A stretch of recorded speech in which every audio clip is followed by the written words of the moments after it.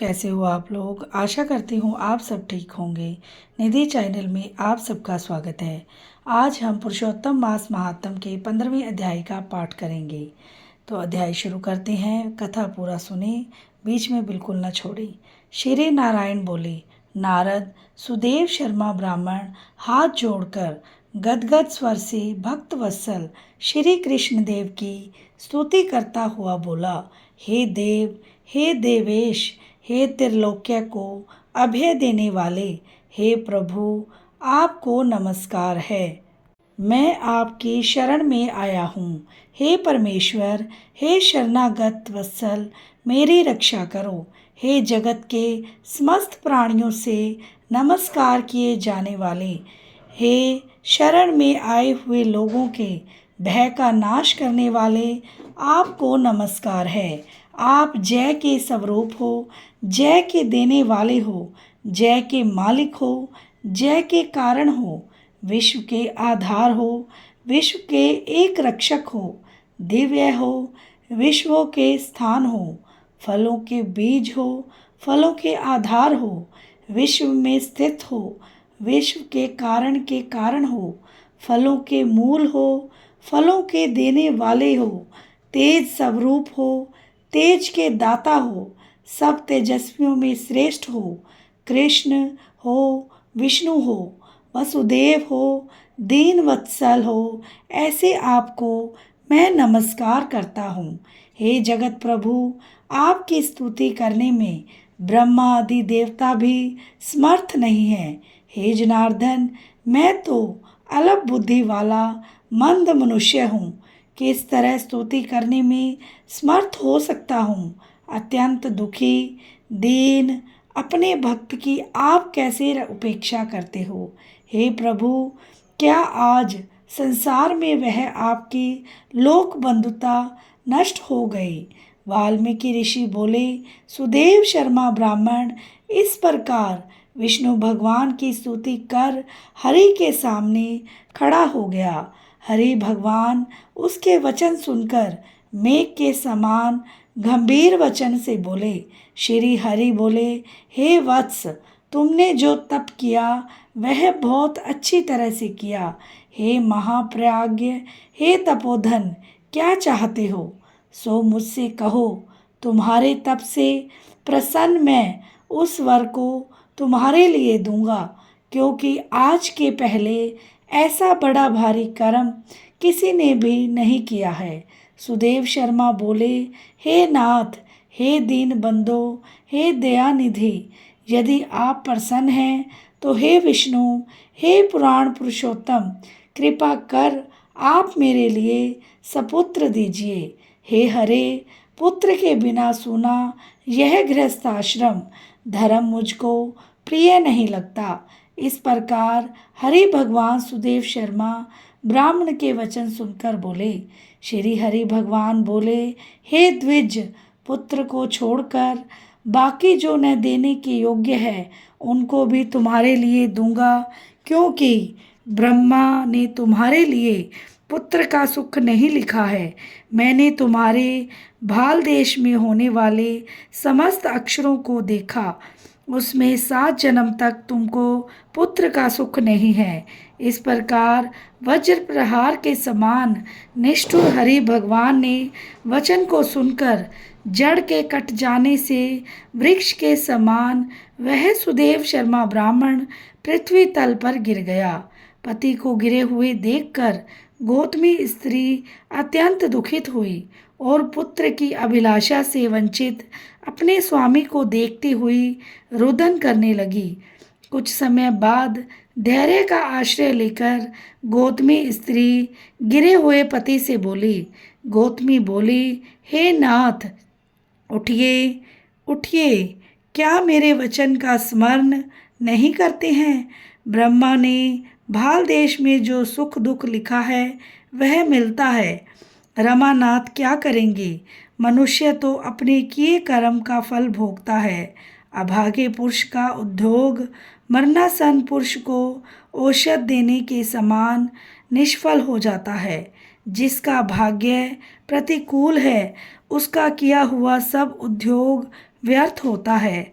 समस्त वेदों में यज्ञ, दान, तप, सत्य, व्रत आदि की अपेक्षा हरि भगवान का सेवन श्रेष्ठ कहा है, परंतु उससे भी भाग्य बल श्रेष्ठ है।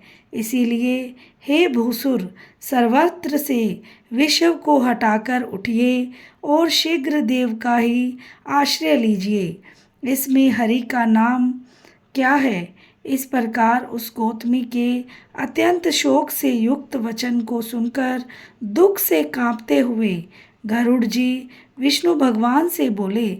गरुड़ जी बोले, हे हरे, शोक रूपी समुद्र में डूबी हुई ब्राह्मणी को उसी तरह नेत्र से गिरते हुए अश्रुधारा से व्याकुल ब्राह्मण को देखकर, हे दीनबंधो, हे दयानिधि सागर, हे भक्तों के लिए अभय को देने वाले, हे प्रभु, भक्तों के दुख को नहीं सहने वाले, आपकी आज वह दया कहाँ चली गई? ओहो अहो, आप वेद और ब्राह्मण की रक्षा करने वाले साक्षात विष्णु हो। इस समय आपका धर्म कहाँ गया? अपने भक्त को देने के लिए 4 प्रकार की मुक्ति आपके हाथ में ही स्थित कहीं गई है। अहो, फिर भी वे आपके भक्त उत्तम भक्ति को छोड़कर चतुर्विध मुक्ति की इच्छा नहीं करते और उनके सामने 8 सिद्धियां दासी के समान स्थित रहती हैं। आपके आराधन का महात्म्य सब जगह सुना है। तब इस ब्राह्मण के पुत्र की वांछा आज पूर्ण करने में आपको क्या परिश्रम है? हाथी दान करने वाले पुरुष को अंकुश दान करने में क्या परिश्रम है? अब आज से कोई भी आपके चरण कमल की सेवा नहीं करेगा। जो पुरुष के भाग्य में होता है वही निश्चय रूप से प्राप्त होता है। इस बात की प्रथा आज से संसार में चल पड़ी और आपकी भक्ति रसातल को चली गई, अर्थात लुप्त हो गई। हे नाथ, आप करने तथा न करने में स्वतंत्र हैं। यहाँ आपका सामर्थ्य सर्वत्र विख्यात है। आज वह सामर्थ्य इस ब्राह्मण को पुत्र प्रदान न करने से नष्ट होता है।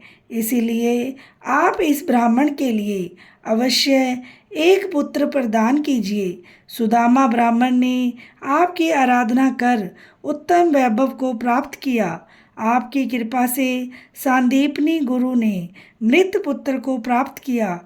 इन कारणों से पुत्र की लालसा करने वाले ये दोनों स्त्री पुरुष आपकी शरण में आए हैं। श्री नारायण बोले। इस प्रकार विष्णु भगवान अमृत के समान गरुड़ के वचन को सुनकर गरुड़ जी से बोले, हे पक्षीवर, हे वैनतेय, इस ब्राह्मण को अभिलाषित एक पुत्र शीघ्र दीजिए। इस प्रकार अपने अनुकूल हरि भगवान के वचन को सुनकर गरुड़ जी ने अत्यंत प्रसन्नचित होकर उस पृथ्वी के देवता दुखित ब्राह्मण के लिए अनुरूप सुंदर पुत्र को जल्दी से दे दिया। बोलो श्री विष्णु भगवान की जय हो। कथा के अंत में हमें कीर्तन अवश्य करना चाहिए और आप भी मेरे साथ साथ कीर्तन कीजिए।